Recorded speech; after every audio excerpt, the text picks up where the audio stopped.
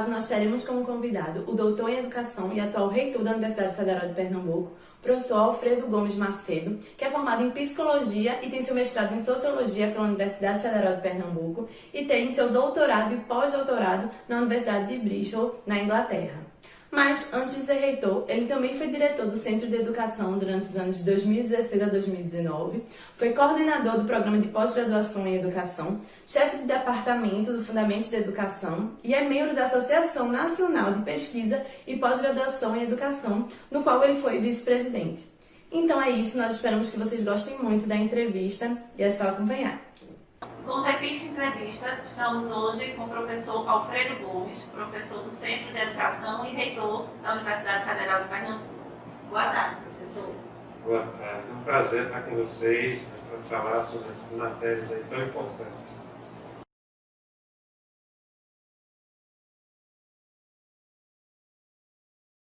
E esse é o primeiro episódio do programa CE na TV Conexões GEPIFRE. No quadro GEPIFRE Entrevista, estamos com o professor Alfredo Gomes, que é reitor de nossa universidade. Boa tarde, professor Alfredo. Professor, considerando sua trajetória profissional de ser um professor cuja origem é do Centro de Educação, é professor do Centro de Educação, foi diretor de nosso centro, como essa experiência profissional contribuiu com a sua atividade de gestão hoje na reitoria? Na área da educação, estudar o papel do Estado e a economia. Então, isso também me permitiu compreender o processo mesmo de formulação das políticas internas dentro da universidade.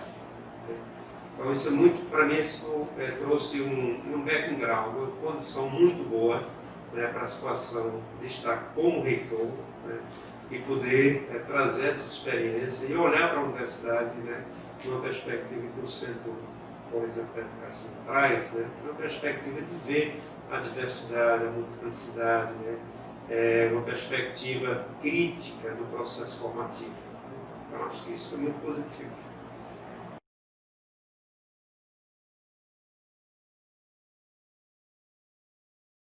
O senhor recém-assume e já se depara com um desafio tão grande como o de enfrentar uma gestão universitária nesses tempos de pandemia, não é, professor?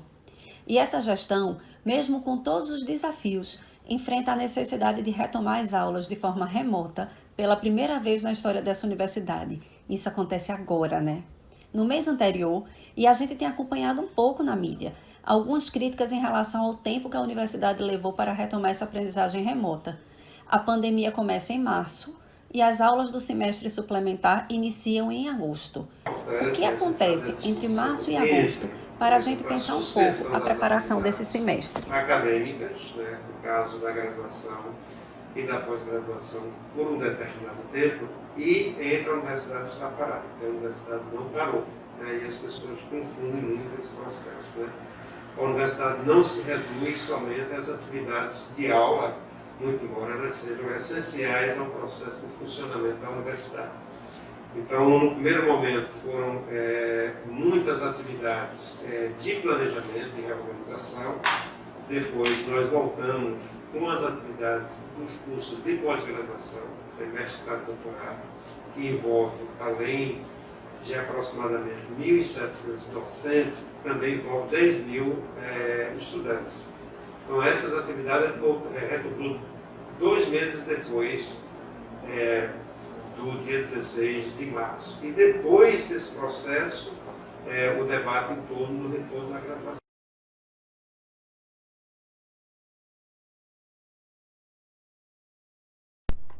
Isso requer também um investimento grande, não é, professor? Em ressignificar e organizar também esse semestre do ponto de vista metodológico, não é? Ensinar e aprender presencialmente e ensinar e aprender remotamente não é a mesma coisa. É preciso considerar algumas especificidades.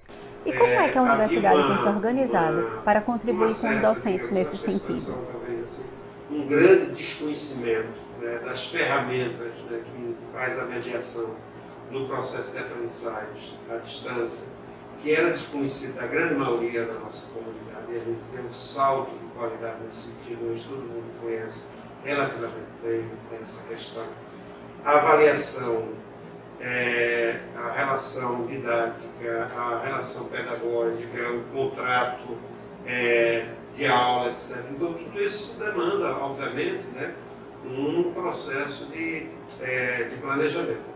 E acho que essas condições elas foram adequadamente administradas e lideradas, digamos assim, pela nossa prograde de graduação, no que se refere aos cursos de graduação e pós-graduação, no que se refere aos cursos. E hoje acho que a gente está bem mais consolidado. A nossa expectativa, a gente está fazendo estudo para ver outras ferramentas também, que são mais amigáveis do ponto de vista didático, do ponto de vista metodológico, né, para que a gente faça a introdução e possamos, no futuro, né, poder trabalhar de forma, digamos assim, combinada ou híbrida, né, como chama atualmente.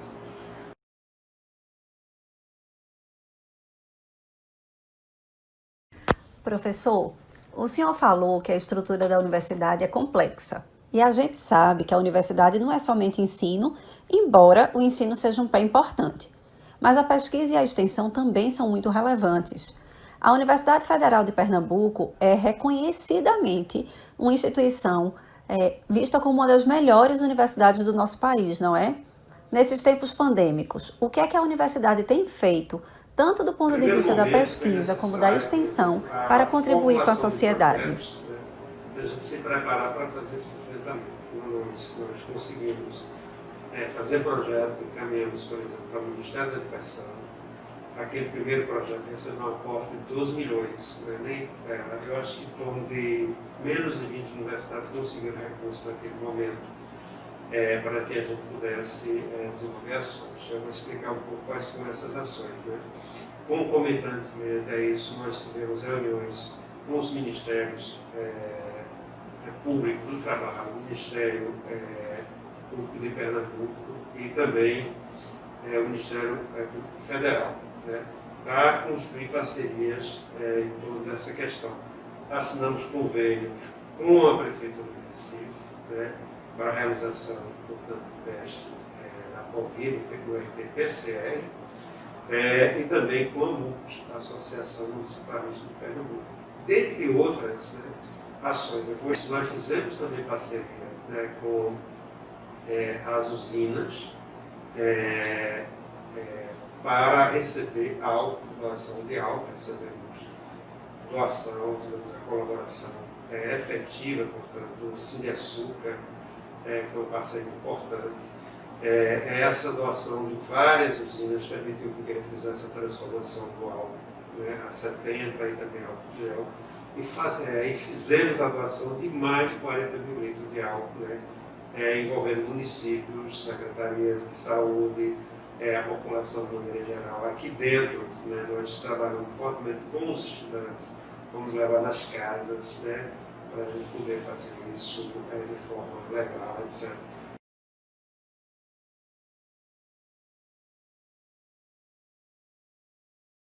Nós ficamos bem surpresos, né? Recentemente fomos informados que um projeto de extensão do Centro de Educação, Catalogando Ideias, foi alocado numa pesquisa feita pela Universidade Federal do Rio Grande, como uma ação importante no cuidado com a saúde mental nesses tempos pandêmicos. Então, todos esses esforços vão penetrando, vão ultrapassando as barreiras do nosso Estado e contribuindo com a sociedade de modo geral. Então, nesse sentido, professor, a influência da educação popular, a influência da perspectiva freiriana, né? A gente sabe que Paulo Freire tem uma influência muito grande nessa universidade. Então, como essa cultura, a história da UFPE, então, se relaciona em responder à sociedade, em atender à sociedade nesses tempos pandêmicos, mas também todos os outros, não é? Porque você cita o derramamento de petróleo, o contingenciamento. Então, a universidade tem uma história de sempre estar envolvida nessas crises ou necessidades da sociedade, não é? O saber da universidade e o saber que circula na sociedade. Né? Há um certo tempo atrás, eu diria que a universidade, acho que quando foi combateu muito isso, era muito elitista.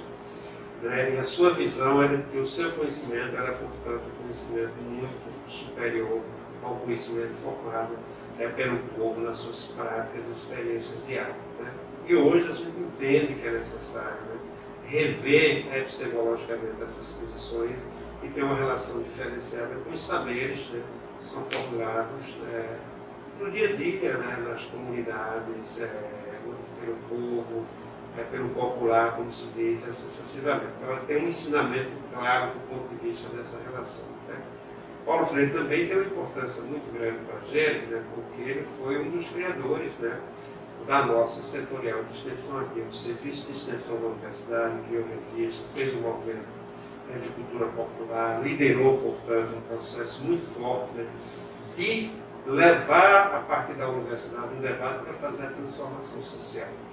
Hoje nós temos ainda uma grande dívida, né, com esse processo de transformação e de promoção, portanto, de meios para elevar, digamos assim, medidas que possam combater as desigualdades. Né? É claro que a universidade não faz isso sozinha, porque nós precisamos, no caso brasileiro, né, dados os níveis de desigualdade existentes, né, sociais e econômicos, nós precisamos de políticas públicas, consistentes, né, de longo prazo, para que a gente possa resolver essa situação.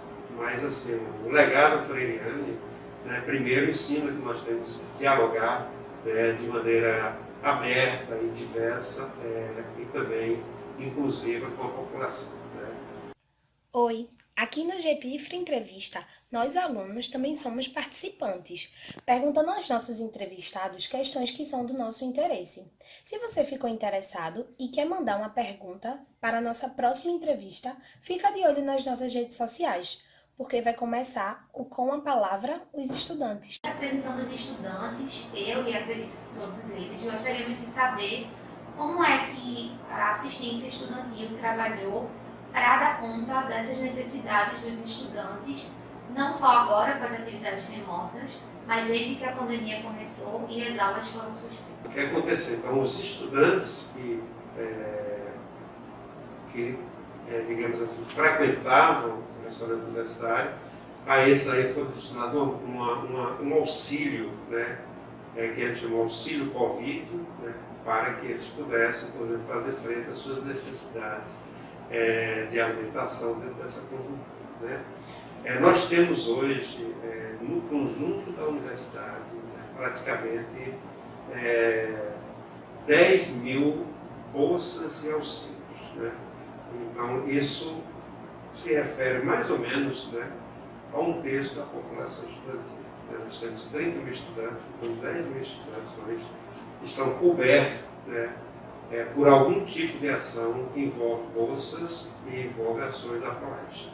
Uma grande parte dessas ações são ações de assistência estudantil, vem da PROAGE, né, que lança seus editais e os estudantes, obviamente, pelos critérios estabelecidos no PENAIS, né, que é o Programa Nacional de Assistência Estudantil, que passa a receber. Se candidata para morar na casa, nós temos 3 casas, a casa mista, a casa masculina e a casa feminina, e também se candidata para as bolsas. Né? Nós temos bolsas diferentes, né? São bolsas níveis, e são distribuídas, digamos, em função do perfil socioeconômico da família. Né? Então, isso também a gente faz. Ao lado disso, nós temos também outras bolsas, que aí são bolsas de desenvolvimento profissional, bolsas acadêmicas, de iniciação científica, de extensão, né, que faz parte um pouco dessas iniciativas que nós estamos adotando. Né? Então, assim, é um conjunto amplo.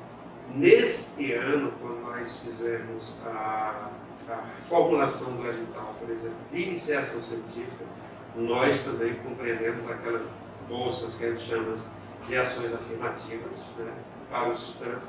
Incluímos bolsas para estudantes com deficiência. Então, procuramos também trazer para as chamadas bolsas de mérito, né, os estudantes em situação de vulnerabilidade. Sabe? Quando a gente fala, né, desses perfis dos estudantes, a gente sabe que os estudantes de licenciatura eles têm um perfil ainda mais característico. E eles são estudantes trabalhadores, eles são estudantes, a maioria, que são egressos de escolas públicas. E por isso também a gente queria saber se há alguma ação que seja específica para esse perfil do estudante da licenciatura que a gente pode dizer que são os estudantes que hoje ocupam o centro da educação?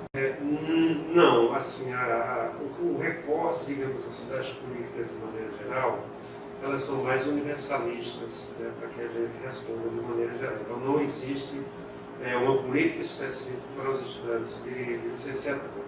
Eles e elas, atendendo aos critérios dos editais, das políticas mais amplas que a gente estabelece, estão, portanto, compreendidos nessas ações. Né? Do ponto de vista do tratamento que a universidade faz, e que também está lá atrás na questão de penais e assim sucessivamente, elas têm que ser mais universal do ponto de vista desse processo. Né? Agora, eu acho que você traz uma questão interessante. A gente precisa conhecer melhor o perfil do conjunto dos estudantes das licenciaturas dentro da universidade. Sabe?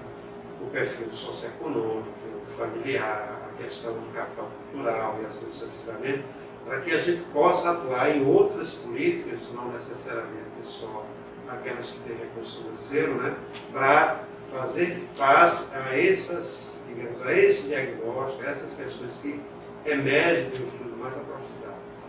Professor Alfredo, em nome do GEPIFRE, eu agradeço a sua disponibilidade e a sua parceria e parabenizo o trabalho que tem sido feito na universidade. Muito obrigada.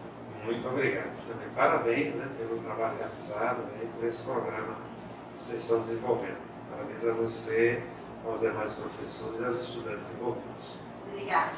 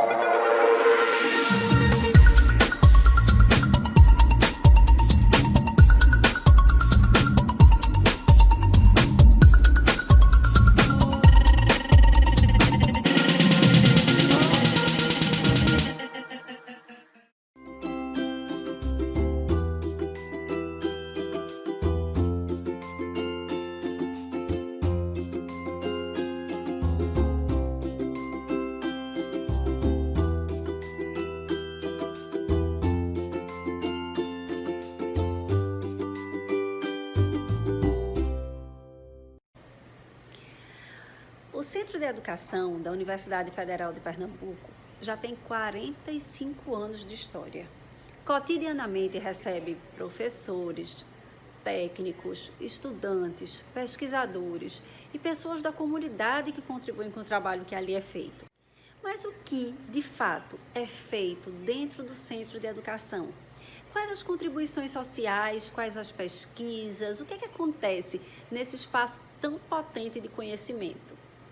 Justamente com o objetivo de conversar sobre isso, que o programa O que se faz no CE, da UFPE, começa a divulgar ações, pesquisas, produções e conhecimentos. Acompanha com a gente e fica sabendo o que é que se faz no CE da UFPE. Com as aulas presenciais totalmente suspensas, técnicos e técnicas, corpo docente e estudantes dos cursos de graduação, pós-graduação e especialização depararam-se com um novo e grande desafio: buscar estratégias que favorecessem o ensino remoto. Conversamos com professores, técnicos e estudantes do Centro de Educação da UFPE para sabermos quais foram as estratégias adotadas para a adaptação das atividades desenvolvidas no CE frente aos desafios e efeitos causados pela pandemia. E como os demais setores, o funcionalismo público também precisou se adaptar a essa pandemia, aos efeitos causados por ela. Nós tivemos que ser afastados do convívio social, afastados das nossas atividades rotineiras, porém estamos trabalhando remotamente da melhor forma possível para que a prestação de serviços à comunidade acadêmica da UFPE tenha continuidade. Como aconteceu o preparo para a retomada das aulas de forma remota? Na questão do ensino, na graduação, que é o nosso caso, houve um intenso debate em relação aos discentes e aos docentes de que maneira isso seria possível, né? Então, alguns docentes trouxeram algumas ideias, algumas alternativas. Juntamente com a Prograde, foi pensado uma maneira de ser estabelecido esse semestre suplementar. Então, a gente trouxe algumas situações e dentro desse processo, a gente buscou privilegiar os estudantes formandos, né? Então, o sistema de gerenciamento acadêmico, o SIGA, ele então fez um ranqueamento em que ele privilegiava os estudantes que estavam para se formar. Como foram oferecidas uma quantidade de disciplinas menor, né? Porque se trata de um semestre suplementar e foi feita toda uma pesquisa antes para saber a quantidade de alunos que tinham interesse em cursar a disciplina, nós fizemos também um ranqueamento das disciplinas a partir das notas dos históricos escolares, para poder garantir o acesso, privilegiando os alunos que tivessem melhor desempenho escolar. Nós buscamos depois, porque logo na sequência que nós abrimos as matrículas, aconteceu uma coisa surpreendente, que a quantidade de alunos que responderam aos questionamentos, né, às pesquisas, como eles queriam estudar, isso foi muito maior. Então nós tivemos uma quantidade muito maior de interessados. A coordenação, juntamente à direção do Centro de Educação, fizeram consultas aos departamentos para que então fosse possível oferecer novas eletivas, novas disciplinas, e nas disciplinas que já haviam sido ofertadas, tentar aumentar o número de vagas, dentro da possibilidade de não prejudicar o processo de ensino-aprendizagem desses alunos. Quanto aos estudantes, como eles se prepararam para a retomada do semestre emergencial com aulas remotas? Nas reuniões que a gente participou, enquanto estudante, enquanto diretor acadêmico, com a reitoria, foi perguntado se a gente achava legal voltar às aulas de forma remota, de forma híbrida, como se daria, como os estudantes iriam se readequar. Então, a gente levou esses debates para o Centro de Educação, a gente levou esses debates para os estudantes, né, através também do Conselho Experimental Paritário, do colegiado, né, dos departamentos. A gente tentou participar de maneira geral de tudo que vinha acontecendo na nossa universidade, para que a gente levasse a opinião dos estudantes, né, de fato, né, o que eles pensavam sobre o projeto de ensino remoto. E aí, depois que a reitoria fez uma pesquisa, o nosso DA também realizou uma pesquisa, a gente viu que era uma vontade dos estudantes, né? Depois ali de um tempo que a gente passou parado. Quais as expectativas da coordenação e da direção do Centro de Educação para a retomada das aulas no semestre suplementar 2020.3? Então, a gente está com expectativa muito grande para esse recomeço. Fazendo, né, organizando nossas disciplinas com muito cuidado, com muito carinho, buscando dar muita qualidade ao nosso trabalho na graduação e numa expectativa muito grande desse retorno. Nós estamos com uma boa expectativa, né, de que esse semestre seja uma boa experiência para todos, né? Vai ser um período de grande aprendizado também, né? Nós vamos aprender juntos como enfrentar um período tão adverso e como trabalhar nesse formato diferente e excepcional, né? À distância, sem aquela a nossa tradicional relação mais próxima que nós temos com os nossos estudantes. Então, nesse sentido, eu quero dizer para vocês que podem contar conosco para o que poderemos fazer para colaborar nesse momento.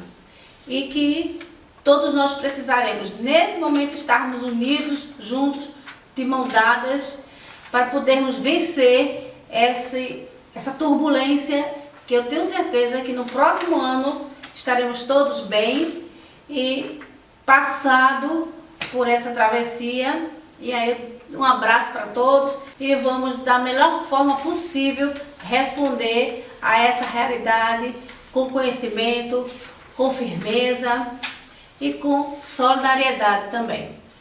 Um abraço a todos.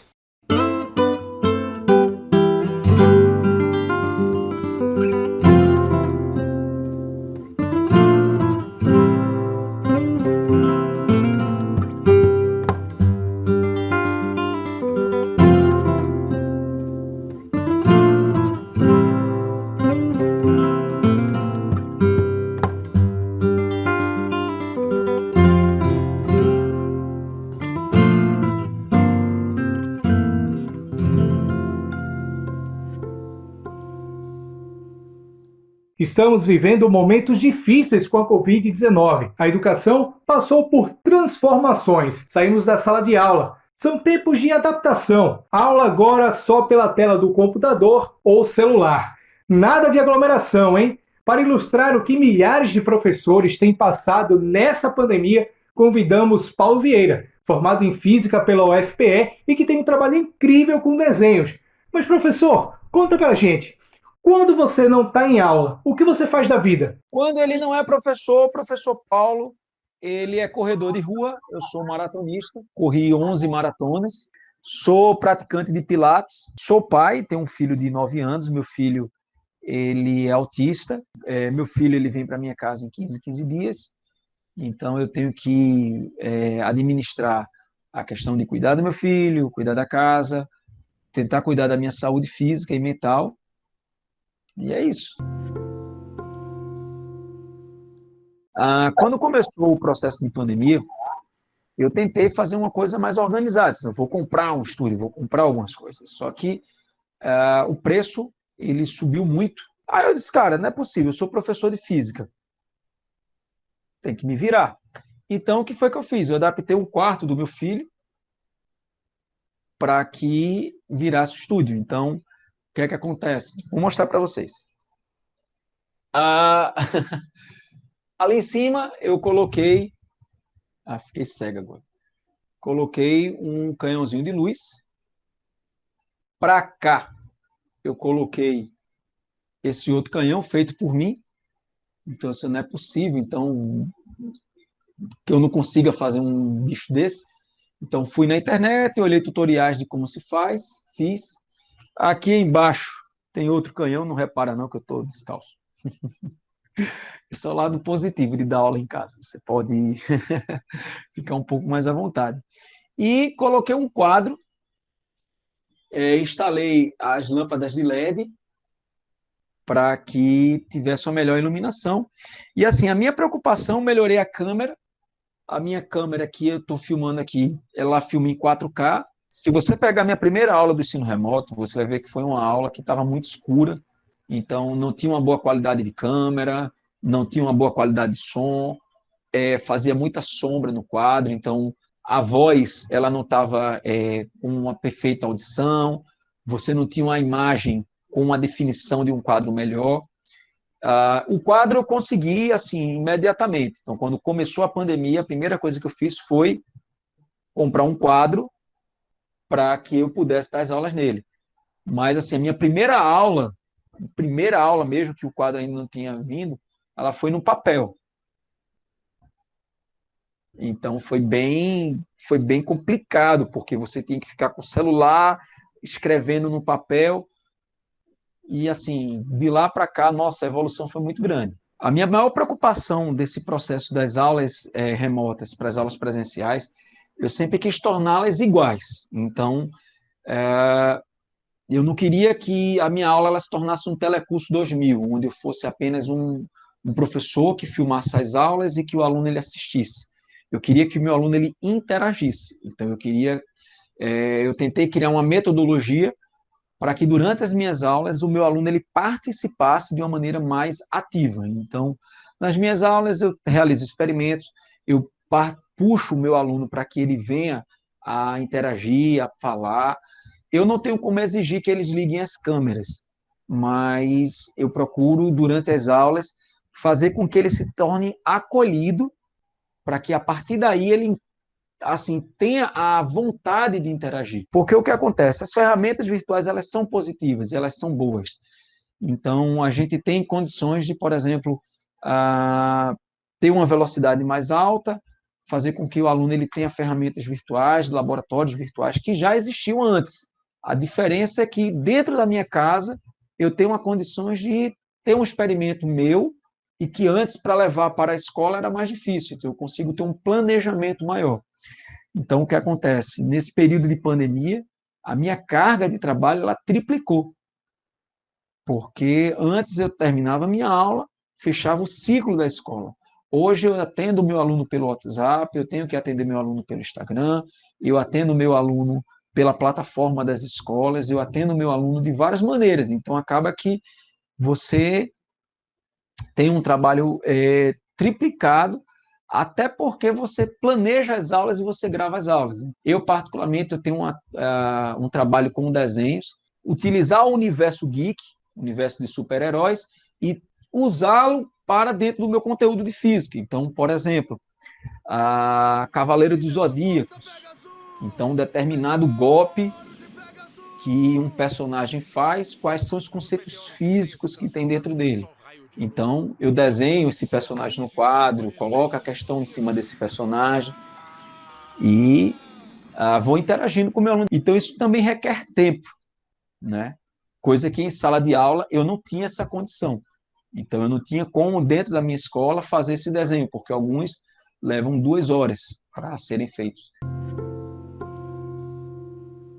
E os professores, eles sempre relatam que a evasão ela é muito grande. Então, como você tem a plataforma do Google Classroom, na qual o aluno, ao visualizar a atividade, ele é marcado que foi visualizado, isso acaba, às vezes, frustrando o professor, porque você posta uma atividade e quando você vai ver números de avaliações, 0. Quando eu entrei no EducaPE, eu acabei tendo um leque de conhecimento de profissionais da minha área, de outras escolas de todo Pernambuco. E eu sempre pergunto sobre a questão da quantidade de alunos que estão frequentando as aulas ou não.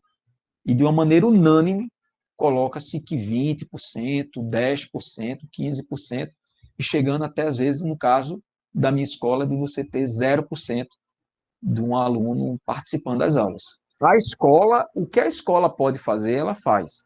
Então, a escola já promoveu campanhas, a escola já promoveu gincanas, a escola promoveu podcast, a escola promoveu aulões, mas você percebe que a evasão ela é muito grande.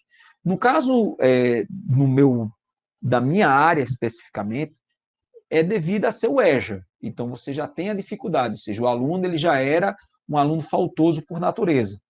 Então, você já tinha um aluno que tinha uma idade maior. Então, a manipulação, né, desses recursos para as pessoas mais velhas é mais difícil do que para um aluno mais novo, mais jovem, né? Você tem a falta de recursos, nem todos eles têm um bom celular, que tem uma boa câmera, ou que tem uma boa internet, que possam acompanhar as aulas. Então, assim, dos alunos que ainda conseguem participar, eles reclamam muito da falta de ferramentas para eles, que é a questão de uma boa internet. Muitos alunos relatam a ansiedade que foi desenvolvida durante esse processo. Inclusive, até eu acredito que teve períodos que o ser humano Paulo também ficou meio que ansioso. Só que eu não posso transferir isso para o meu aluno, eu não posso transferir isso para a sala de aula. No início, existia assim um novo, uma participação por ser um novo.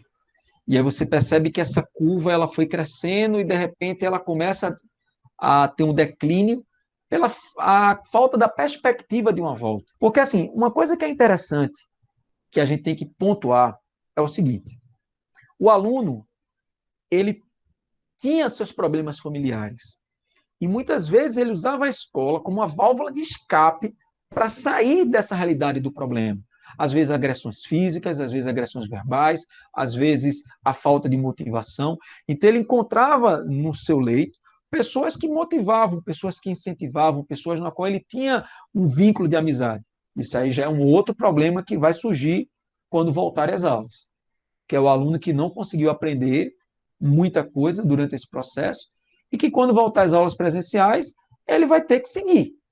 Agradeço demais pelo convite. Sempre que vocês precisarem, vocês podem contar comigo. Espero ter ajudado vocês nesse processo. Que é isso, professor. Somos nós quem agradecemos. Hoje ficamos por aqui, mas já estamos preparando o próximo No Chão da Escola. Não perde. Educação. Na boca do povo. Educação. Na boca do povo. Educação. Educação. Na boca do povo. Na boca do povo. Educação. Na boca do povo. Na boca do povo. Devido ao contexto de pandemia, toda a produção foi realizada em ambiente doméstico através de aparelhos celulares e computadores. Educação, tá aí um assunto que dá o que falar. Para nós que nos tornamos professores e professoras na universidade, educação se faz e se estuda. Não é à toa que gostamos de falar do assunto, ou melhor, dos assuntos que envolvem a educação. Recebemos vários depoimentos interessantes de vocês, e para nos ajudar a compor todas essas ideias de hoje, traremos a professora Deise Rodrigues. O tema do episódio de hoje é homeschooling, ensino doméstico ou domiciliar. É um assunto que está dando o que falar. Vamos conferir? Homeschooling é um método de educação que acontece dentro do domicílio da criança e do adolescente. Homeschooling, ao pé da letra, significa escola em casa. Homeschooling é a possibilidade daquele que cria, educar os seus filhos em casa. É quando a criança aprende com os pais, com a família ou com alguém que convive ali na sua casa. É óbvio que esse assunto é muito polêmico e ainda muito recente aqui no nosso país. A essência por trás do conceito de homeschooling é que a família assume a total responsabilidade sobre a educação de seus filhos, ao invés de dividir isso com uma instituição escolar. Em termos práticos, é como se a casa se tornasse o centro da educação de uma criança, ao invés de uma escola. As pessoas, de uma forma geral, crianças, professores, ficaram impossibilitadas de sair de casa por conta do vírus. Então, assim, nessa circunstância, foi uma solução encontrada pelas escolas para que as crianças dessem continuidade, às atividades desempenhadas no ambiente escolar. Antes da pandemia, eu já tinha uma interação com a minha filha em casa. Eu e meu marido, a gente já conversava bastante, a avó dela também estimulava bastante. Não dá para dizer que o que tem acontecido no Brasil na época da pandemia é homeschooling. O que temos são adaptações de práticas escolares para uma rotina de educação remota de caráter emergencial. O homeschooling ele tem um desenho de ensino e aprendizagem currículo próprios.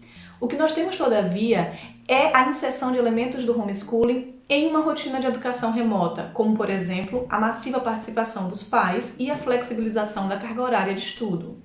Esse tipo de educação, ele dá mais liberdade para que as crianças e adolescentes consigam gerenciar os seus conhecimentos dentro daquilo que eles são mais interessantes. Esse processo de homeschooling, ele acontece orientado tanto pelos pais, ou tutores, ou professores particulares, e também pode ter uma abordagem dentro de um processo curricular pedagógico. Porém, se estrutura muito bem, desde que a família tenha uma estrutura familiar saudável e adequada para atender essas crianças e adolescentes. Um número muito pequeno de famílias pode arcar com os custos de tempo ou de recursos para esse tipo de educação. E um número muito menor vai ter interesse em fazer isso. De forma que é um tema para condições muito excepcionais.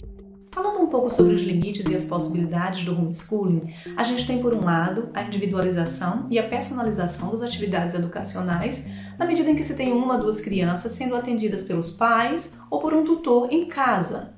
Por outro lado, isso levanta a reflexão sobre a construção de competências sociais que fundamentalmente são desenvolvidas na convivência com os diferentes, como, por exemplo, a tolerância a opiniões e expressões diferentes da sua. Eles não são formados, não são professores, mas fazem um ensino dentro da sua residência para que o filho não vá para uma instituição de ensino ter um ensino normal numa escola junto com outros alunos. Então, a partir disso, alguns países consideram como se fosse crime. Homeschooling é a prática legal no Brasil de ensinar domesticamente conteúdos que normalmente seriam dados na escola. Não há legislação regulamentando as práticas de homeschooling no Brasil. O que prevalece então é o entendimento do STF de que o ensino domiciliar não é permitido. Educação domiciliar não é trazer a escola dentro de casa, Existe uma outra dinâmica no lar, né, para conseguir fazer esse processo de estudo. Então, normalmente a gente diz que quem opta por educação domiciliar, quem opta pelo homeschooling, simplesmente não está escolhendo não encaminhar os filhos para a escola. O homeschooling é um estilo de vida realmente, porque ele muda toda a dinâmica do lar, né? A gente começa a ver tudo rodando, né, em prol, favorecendo esse ensino. Como vocês podem ver, esse é um tema extremamente complexo que não daria para ser esgotado aqui. Mas então eu deixo o questionamento para você que nos assistiu. O que você pensa sobre o homeschooling? Esse foi o nosso episódio de hoje. Nós agradecemos a sua presença.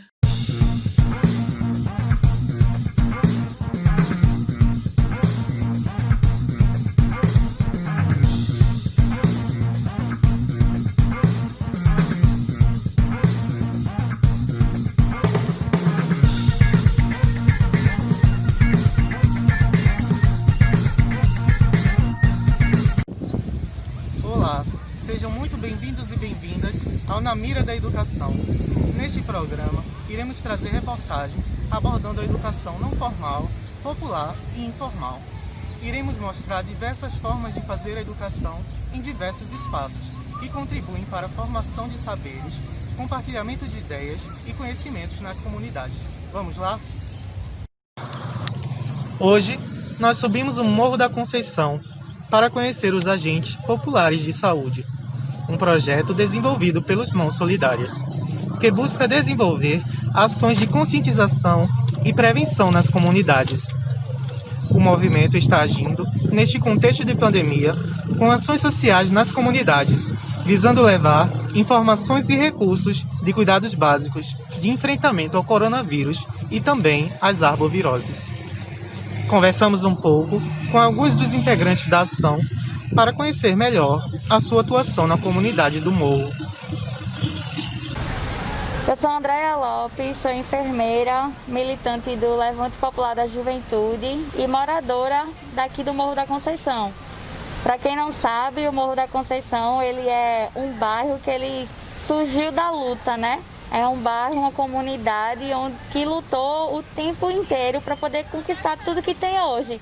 Seja calçamento, seja ônibus, seja água. E hoje em dia não é diferente, né? Mesmo com essa mudança dos tempos, a gente ainda tem uma grande pessoas, moradores da comunidade, que continuam nessa luta.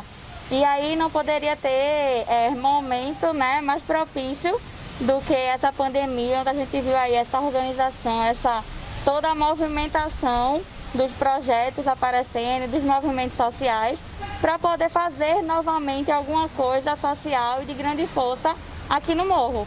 E aí, junto com essa parceria com as Mãos Solidárias e o projeto que a gente tem aí, os Agentes Populares de Saúde, a gente vem construindo aqui no Morro essa atividade. Então a gente tem uma turma já formada de agentes, onde a gente realiza aí atividades semanalmente, seja de cadastro das famílias, seja de oficinas, seja de realmente uma atividade para a gente poder fazer uma ação e poder melhorar e ajudar a vida aqui na comunidade do Morro. E agora a gente está aí no processo de construção para iniciar a nossa segunda turma e dar continuidade a esse belíssimo trabalho que a gente vem fazendo aqui, que a gente espera que não vai acabar agora com a pandemia, né? Vai ser contínuo e que a gente possa cada vez mais estar contribuindo e ajudar a comunidade de uma forma geral, não só na saúde, mas de uma forma também integral. Boa tarde, meu nome é Victor Gabriel, faço parte do Agente Popular de Saúde, um curso desenvolvido por toda a rede, mas especificamente eu faço parte do Agente Popular de Saúde aqui do Morro da Conceição. E hoje a gente saiu nas ruas para justamente dar continuidade ao nosso projeto.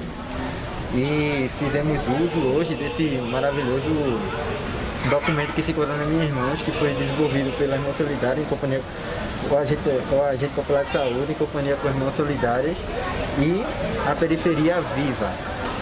Esse documento foi usado para pegar especificamente o cadastro das pessoas que residem aqui no Morro da Conceição e fazer o acompanhamento, e para servir como para o acompanhamento periodicamente das mesmas. E particularmente eu posso dizer que está sendo um projeto bastante interessante e necessário, e espero poder contar sempre com a minha participação. Espero poder fazer parte continuamente dessa maravilhosa ação. Olá pessoal, meu nome é Manuela, eu sou fisioterapeuta, estou inserida também nesse projeto de formação de agentes populares aqui no Morro da Conceição. A nossa proposta é levar educação e saúde às famílias, né, trabalhando com a educação popular, para que as famílias consigam, a comunidade consiga enfrentar essa pandemia do coronavírus e enfrentar também as arboviroses. Então nós chegamos nas casas perguntando se a família tem acesso à água, se a família tem acesso a máscaras, se tem acesso a álcool. E com isso, com essas informações, a gente tenta planejar, juntamente com a equipe, formas de enfrentamento, né? Para essas causas mais particulares, né? Se uma família ela não conseguiu auxílio, por exemplo, emergencial, não tem acesso ao alimento, não tem acesso ao álcool, à máscara, então são coisas que dificultam esse enfrentamento e juntos eu acho que somos mais fortes. E aí nós distribuímos máscaras que são construídas através do Mãos Solidárias.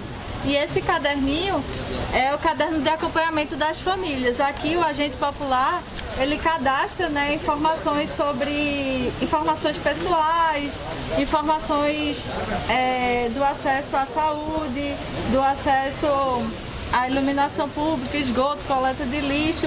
E aqui ele vai colocando todas as visitas para saber se a família está conseguindo se cuidar, ter esses cuidados com a saúde. É manter os cuidados, né? Não vai ser máscara não. Não, nada. Mas a senhora faz sua parte, né? Cada um que faça a sua, né? A gente dá conselho, use máscara, cada um. Lá ela bota o óculos, a minha tá manchada. Tem máscara? Tem uma, eu usei a minha meta aqui, ó. Como assim? Tira a mão da boca. Pega a mão.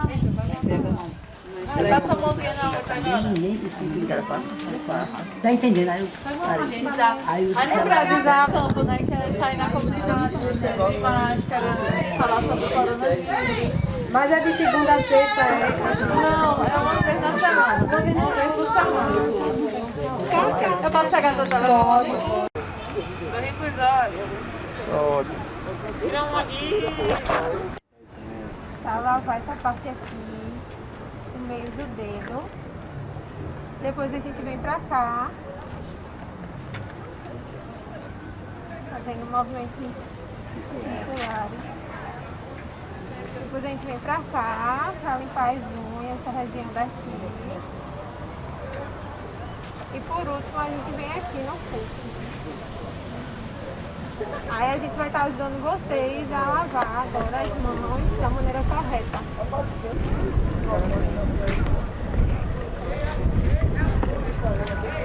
Pegar a mão, aí vamos pra cá pra cima.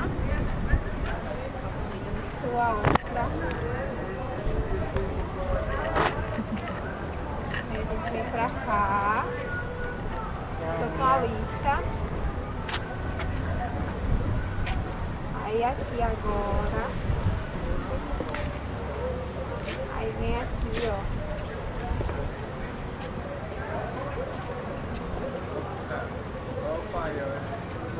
E por último,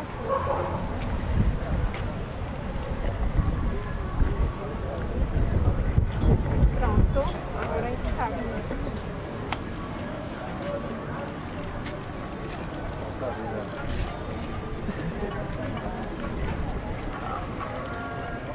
Tá vendo, Ruth? Eu quero que agora lavar as mãos incorretamente, viu? Oi gente, meu nome é Priscila, eu sou estudante de Direito da Federal. Eu conheci o projeto através da minha professora de Direito. Ela é de Direito Processual, mas ela é envolvida com o projeto de extensão bastante. E eu conheci ela através do projeto de extensão, do Mãos Solidárias, e também já conheci através de redes sociais. É um projeto bem famoso aqui em Recife, né? Eu sabia das ações com relação à marmita solidária, é um dos mais famosos aqui, e foi se expandindo e foi muito legal acompanhar, porque quando a gente chegou enquanto extensionista, estava tudo já se encaminhando, mas precisava de gás, precisava de força.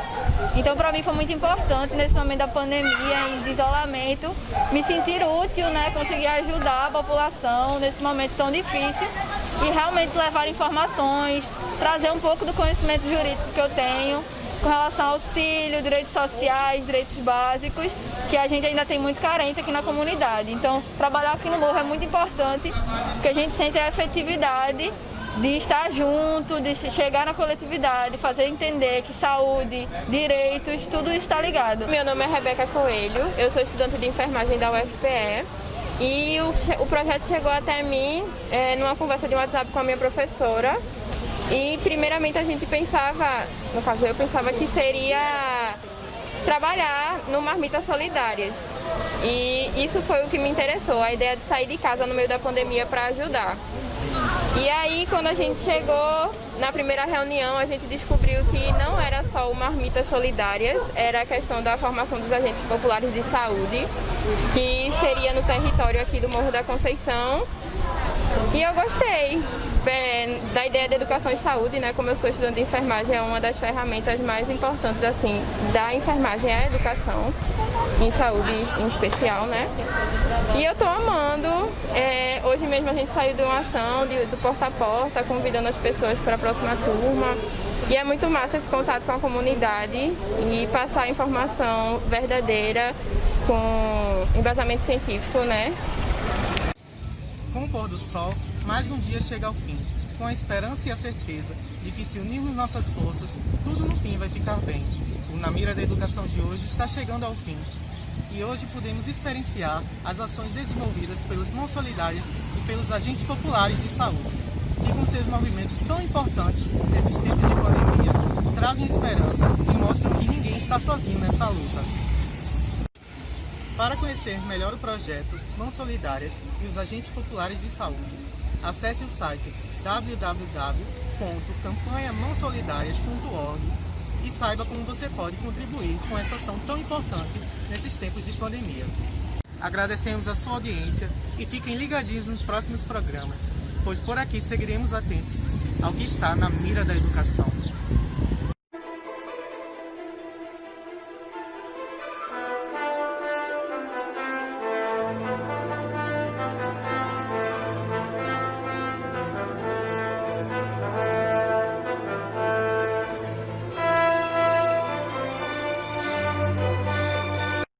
Olá, minha gente! Vamos nos conectar no que vale a pena conhecer?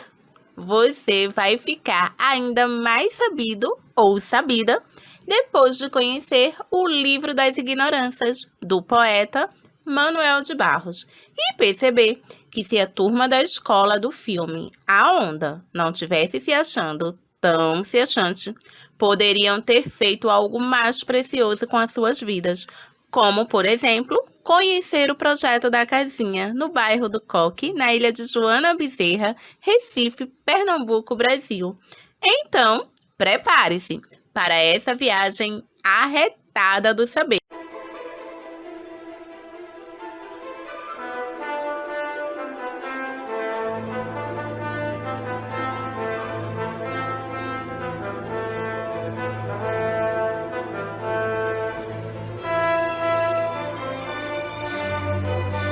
Vamos conhecer o poeta Manuel de Barros? Vale a pena conhecer. As pessoas não querem mais ser vistas por pessoas razoáveis. Elas desejam ser olhadas de azul, que nem uma criança que você olha de ave. Manuel de Barros, no trecho do Livro das Ignorâncias. Poeta brasileiro, pertencente ao modernismo e pós-modernismo. Nasceu em Cuiabá no ano de 1916 e faleceu aos 97 anos de idade. Com grande notoriedade no gênero poético, recebeu diversos prêmios e teve suas obras publicadas no Brasil e no exterior. Sua vida foi narrada, contada, cantada e homenageada pelas escolas de samba Sossego, em 2016, e Império Serrano, em 2017. Suas poesias são marcadas pela relação entre o homem e a natureza, sem fazer dicotomia. Não há superioridades nem domínios. Com certeza, seu quintal é maior que o mundo. Suas palavras ganham uma nova gênesis. É um apanhador de desperdícios, que entende o sotaque das águas, porque a expressão reta não sonha. E você? Porque se acha tão se achante? Melhor procurar o livro das ignorâncias. Deslumbrar o silêncio branco das garças, ao som da canção da primavera, porque, no final das contas, nada é sobre nada. Ou você acha que é um caranguejo idôneo para a flor? Ia bem devagar, conforme o protocolo, a fim de receber aplausos. Muito achante demais. E para não ficar se achando tão se achante, recomendo que você conheça o filme A Onda. Vale a pena conhecer. Se aproxime, minha gente, que uma história eu vou contar. Vale a pena conhecer o filme A Onda e questionar como o fascismo faz para na sociedade se instalar. A Onda é um filme massa, que se baseou no livro de mesmo nome, cujo enredo é inspirado na experiência social que o professor chamado Ron Jones conduziu com seus alunos do ensino médio. O professor se apresenta como uma figura maneira, acessível, próxima dos alunos, que não impõe nenhum tipo de autoridade. Porém, em uma das aulas, ele leva os alunos a questionarem como ocorreu o nazismo. Os alunos ficam todos indignados, dizendo que uma situação dessa de ditadura na Alemanha, após tudo que já aconteceu no país, nunca mais vai acontecer. É a partir daí que surge uma ideia, um experimento social. O professor, aos poucos, sorrateiramente, através de sugestões, impõe regras aos seus alunos relacionadas ao modo de sentar, de vestir, de se portar. E estas regras passam a ser seguidas cegamente.